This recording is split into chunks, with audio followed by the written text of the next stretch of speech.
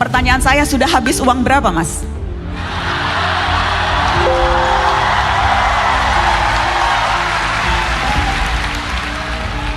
Mudah-mudahan di sini ada yang mau nyumbang nanti. Ya, dari semua barangkali saya yang asetnya paling kecil. Saya menjadi calon presiden tidak pernah mendaftar, tidak pernah mengajukan diri. Saya diajukan oleh Partai Nasdem pertama kali, partai yang dulu beroposisi ketika di Jakarta. Mereka melakukan proses dan mereka mencalonkan. Habis itu kemudian PKS, Demokrat, walaupun sekarang tempat lain, kemudian PKB. Loh iya dong, saya sebut dong, masa nggak disebut? Nah, terusin dulu ya. Ya. Bakal calon presiden Anies Baswedan menghadiri acara dialog 3 baca pres bicara gagasan yang digelar di Universitas Gadjah Mada. Dalam acara yang dipandu Najwa Shihab itu, Anies disinggung soal dana safari politik hingga harta kekayaan. Awalnya, Anies ditanya Najwa soal biaya safari politik usai dideklarasikan Nasdem sebagai bakal capres sejak Oktober 2022. Mantan Gubernur DKI Jakarta pun menjawab mungkin dari bakal capres saat ini, dirinya yang memiliki aset paling kecil. Ia menjadi calon presiden tidak pernah mendaftar, tidak pernah mengajukan diri. Ia diajukan oleh Partai Nasdem pertama kali, partai yang dulu beroposisi ketika di Jakarta. Gerakan yang kami dorong, gerakan perubahan, dilakukan rame-rame. Nah, begitu banyak yang membantu. Mayoritas bantuannya tidak dalam bentuk rupiah. Kami dipinjamin rumah, dipinjamin kendaraan, staf-staf yang kita bekerja bersama, sebagian adalah mereka dibayar oleh perusahaan-perusahaan yang mau membantu kita. Oke.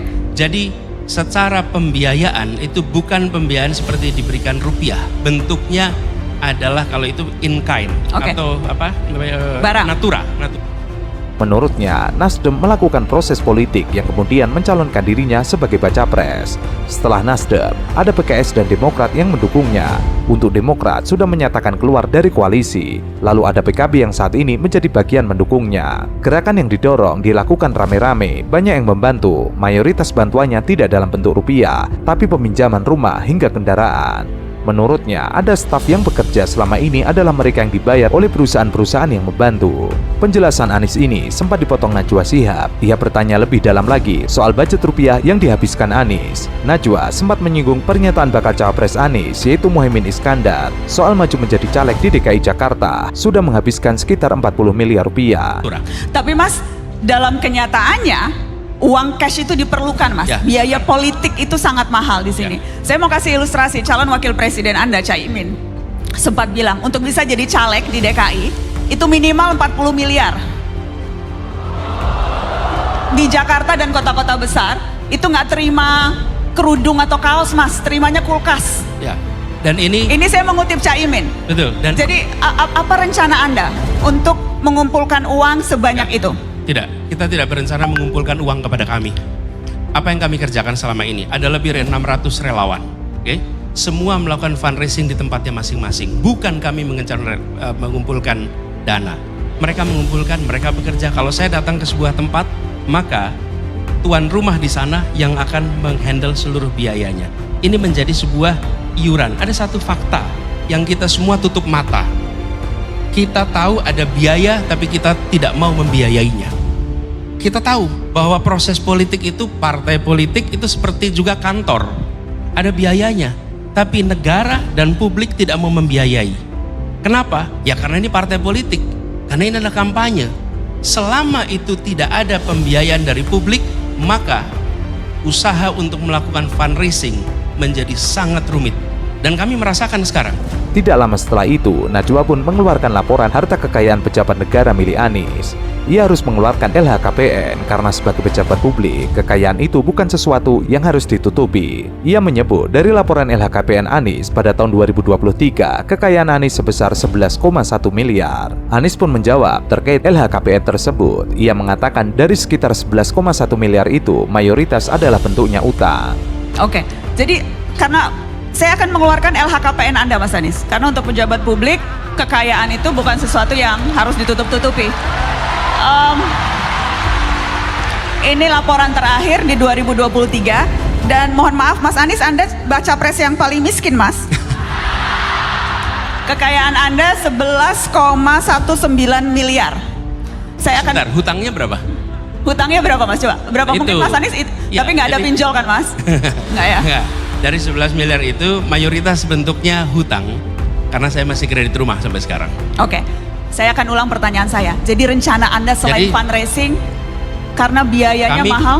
dibantu oleh banyak orang yang memberikan dukungan saat ini, dan yang paling nanti akan mahal adalah ketika menjelang kampanye, menjelang kegiatan kampanye, produksi alat-alat peraga.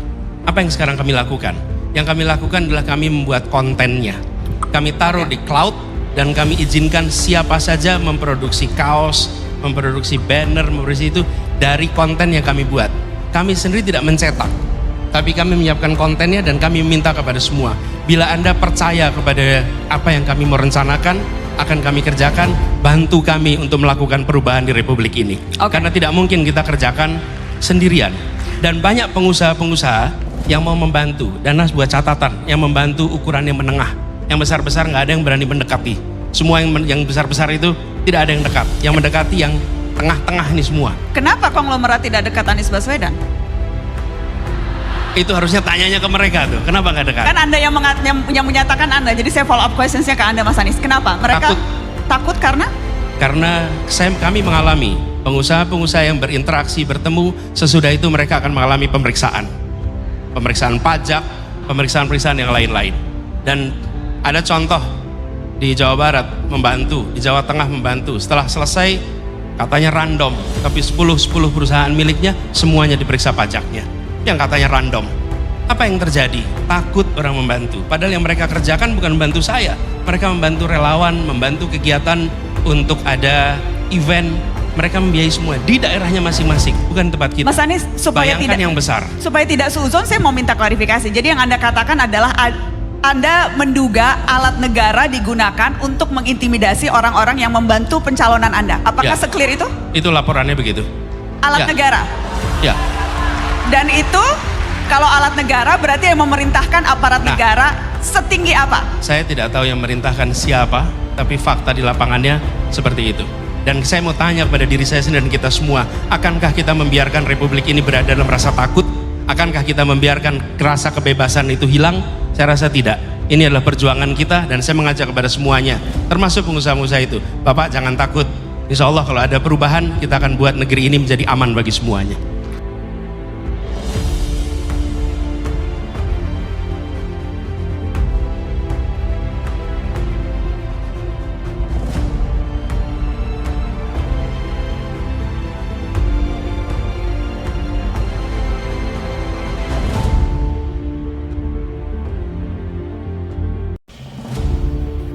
Cara dia memberikan hukuman itu tidak seperti yang ini.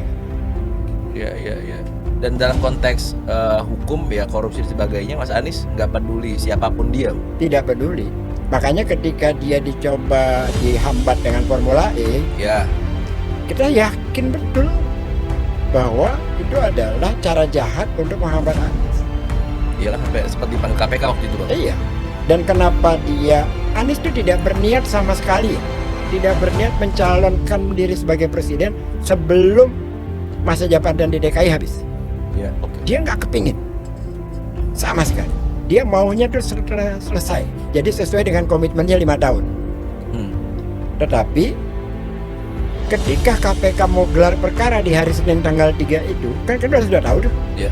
Nasdem buru-buru ambil sikap Declare Anies. untuk menjaga Anies.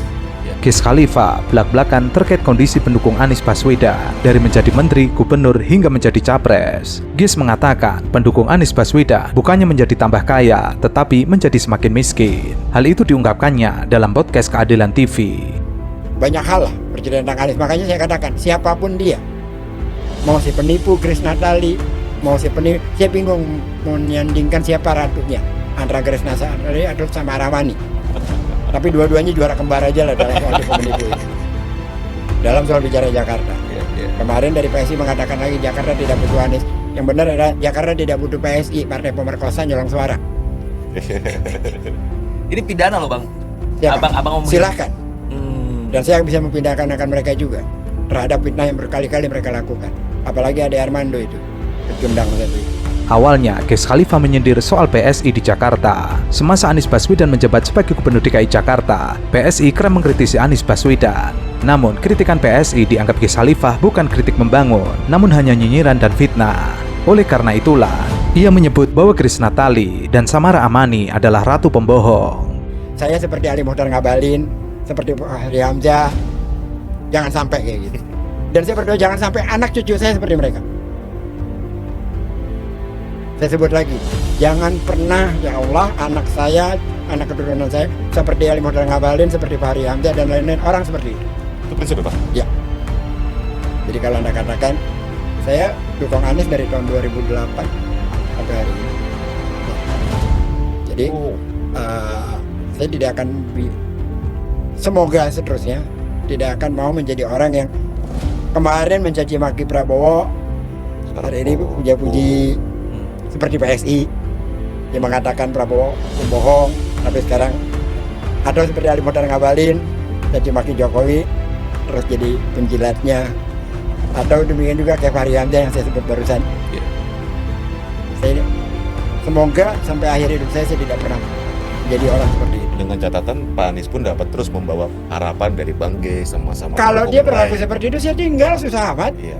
Ia lalu membahas soal tingkah para politisi yang lain di mulut, lain di hati. Meskipun ia awalnya mengkritik keras sosok seperti Jokowi, namun akhirnya ia berbalik menjilat kepada Jokowi. Ia lalu menyebut dua nama, yaitu Fahri Hamzah dan juga Ali Mokhtar Ngabalin. Ia berdoa agar keturunannya dijauhkan dari sifat-sifat seperti keduanya. Ia lalu membahas terkait kondisi pendukung Anies, bukannya tambah kaya tetapi semakin miskin. Ada harapan yang dititipkan.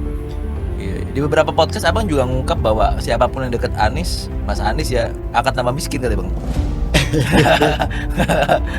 Gimana itulah yang apa ya? Itulah yang terbalik gitu kan ya. Apa diminta Mas Anies apa gimana bang? Jadi begini, orang-orang di lingkaran Anies itu satu memang kita tahu polanya Anies. Ya. Dia akan sangat tegas untuk orang-orang yang maling. Oh, Mas Anies itu. Tidak peduli siapapun, bahkan termasuk temannya sekalipun. Jadi ya sudah, yang di lingkaran Anies itu tahu polanya Anies seperti apa. Misalkan saya jadi komisaris Ancol, Ya. gaji komisaris BUMD itu kecil bos. Sementara relawan ada berapa puluh ribu. Ya. Kalau bang anak saya mau disunat, bang kontrakan rumah saya habis, bang anak saya belum sekolah, Ada belum aja bayar, pasti. bang listrik rumah saya sedikit nggak besar, tapi karena banyak dikapitalisasi kan jadi gede. Menurut Ges Khalifah, Anies merupakan sosok yang tegas terhadap koruptor. Meskipun ia ditunjuk sebagai komisaris Ancol, namun dibandingkan dengan kebutuhan melayani para loyalis Anies, hal itu tidak seberapa. Bahkan Ges mengaku mengeluarkan uang dari kantongnya pribadi. Ia lalu menantang agar menghadirkan orang yang ahli dalam perbankan untuk mengecek rekening para loyalis Anies. Dipastikan ia akan menemukan rekening para loyalis Anies bukan semakin gendut tapi semakin menipis. Nah, bagaimana mengakomodir situ, Bang? Ya kan mau nggak mau konsekuensi. Uang pribadi lah keluar. Uang pribadi nggak ada urusan. Jadi kalau ditanya selama ya kalau kepuasan batin mengkayakan batin iya, tapi kalau memuaskan batin enggak. Dan saya jamin itu, dan saya gini aja, cari aja orang dari siapa kayak yang ngerti tentang perbankan atau yang punya akses. Orang-orang di lingkaran Anies cek data banknya, jamin gue makin kurang. Dan Pak Anies cukup mengontrol soal prinsip ini. Saya tidak tahu ya. Yang jelas kita tahu bahwa kalau ada yang ini tanpa sepengetahuan kita tiba-tiba orang itu jauh. Oh. Kalau ada orang yang berpotensi untuk membenci Pak Anies, Pak, maka boleh jadi Sherly adalah salah satunya. Karena Pak Anies ini pernah jadi rektor di Universitas Paramadina yang saat itu Sherly ingat sekali meminta rekomendasi Bapak untuk melanjutkan pendidikan. Bapak mengokekan, dan selang beberapa tahun, 1,5 tahun lebih sedikit, semua syarat sudah dikumpulkan dan Bapak sudah jadi menteri saat itu. Ketika semua syarat sudah cukup, saya minta ke Bapak dan Bapak menolak itu, Pak. alasannya adalah khawatir itu akan jadi tindakan yang tidak integritas terhadap posisi Bapak. Awalnya saya sangat kecewa. Itu kan ucapan Pak Anies sendiri, Pak. Sampai akhirnya waktu berlalu, saya mendapati ini bukan hanya kekecewaan ini bukan hanya terjadi pada 1-2 orang, melainkan bahkan pada orang-orang terdekat Bapak. Karena Bapak sulit sekali diajak cawe-cawe, Bapak sulit sekali diajak bagi-bagi kekuasaan. Terjadi momen haru saat Sherly Anavita mengungkapkan pengalaman pribadinya dengan Anies Baswedan. Awalnya Anies Baswedan yang saat itu menjadi rektor Paramadina telah memberikan rekomendasi agar Sherly dapat melanjutkan studinya ke luar negeri. Namun saat Sherly sudah mengumpulkan semua berkas yang dibutuhkan, bersamaan dengan Anies Baswedan diangkat Menteri Pendidikan dan Kebudayaan. Namun, kenyataannya berubah. Sherly yang sebelumnya mendapat rekomendasi dari Anies Baswedan sebagai rektor Paramadina. Namun, berkas tersebut akhirnya ditolak oleh Anies Baswedan lantaran hal tersebut menyangkut integritas Anies Baswedan yang saat itu dekat dengan Sherly Anavita dan para mahasiswa Paramadina yang lain. Integritas terhadap posisi Bapak. Awalnya saya sangat kecewa. Itu kan ucapan Pak Anies sendiri, Pak. Sampai akhirnya waktu berlalu, saya mendapati ini bukan hanya kekecewaan ini bukan hanya terjadi pada 1-2 orang, melainkan bahkan pada orang-orang terdekat Bapak. Karena Bapak sulit sekali diajak cawe-cawe, Bapak sulit sekali diajak bagi-bagi kekuasaan. Sherly Anavita mengaku awalnya sangat kecewa dengan keputusan Anies Baswedan tersebut. Namun belakangan, Sherly Anavita sadar bahwa Anies adalah sosok yang berintegritas, tidak mau diajak cawe-cawe dan bagi-bagi kekuasaan. Dan akhirnya Sherly sampai pada titik ternyata politik itu bisa bermoral ya.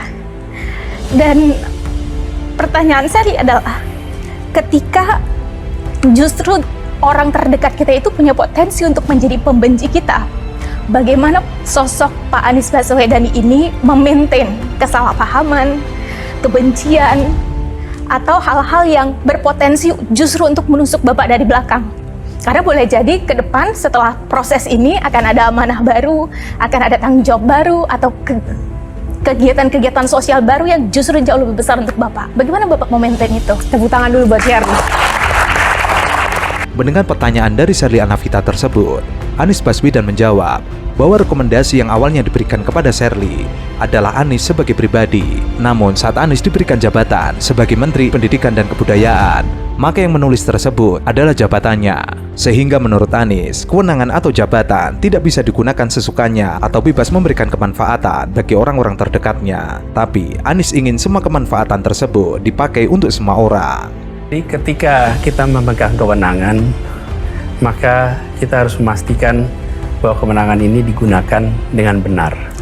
Ketika saya menuliskan sebuah statement rekomendasi, saya belum punya jabatan, itu adalah saya sebagai pribadi. Ketika saya memegang jabatan, maka yang menulis itu adalah jabatannya. Dan itulah yang kemudian saya jaga, supaya proses integritas itu muncul. Tapi memang ketika keputusan-keputusan itu dibuat, sering membuat orang merasa, lah buat apa punya kekuasaan kalau nggak dirasakan manfaat oleh lingkar-lingkar terdekat. Saya bilang kewenangan itu harus dirasakan oleh semua dan harus ada usaha menjaganya. Memang itu kemudian sering menimbulkan perasaan tidak nyaman, sering menimbulkan perasaan karena kebiasaan kita kalau sudah dapat kewenangan, ya kewenangan itu dipakai dengan bukan sewenang-wenang, tapi ya dengan bebas gitu. Anies selalu menambahkan, mengelola permasalahan ini sangat tidak mudah. Meskipun harus dilakukan, ia meminta kepada Tuhan agar orang-orang tersebut diberikan hati yang longgar, sehingga dapat diberikan lebih banyak oleh Tuhannya. Di akhir statementnya, Anies Baswedan bangga melihat Sherly Anavita yang dulunya adalah peraih beasiswa. Kini ia bisa terbang sendiri tanpa bantuan dari Anies Baswedan. Nah, saya percaya Sherly, apabila ini dikerjakan dengan konsisten, maka mereka-mereka yang merasakan mungkin ketidakpuasan, mudah-mudahan Tuhan berikan hati yang lembut untuk bisa memahami. Karena bukan tidak mau secara pribadi, tapi ingin menjaga marwah institusi yang sedang dipegang.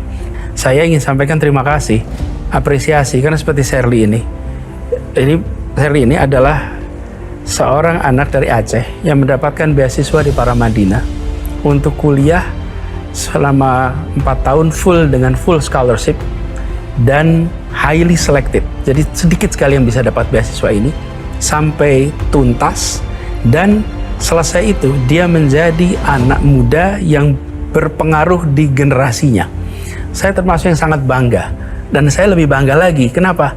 Karena dia mendapatkan itu semua tanpa ada tanda tangan Menteri Pendidikan dan Kebudayaan, tapi dapat itu semua karena dia sebagai pribadi.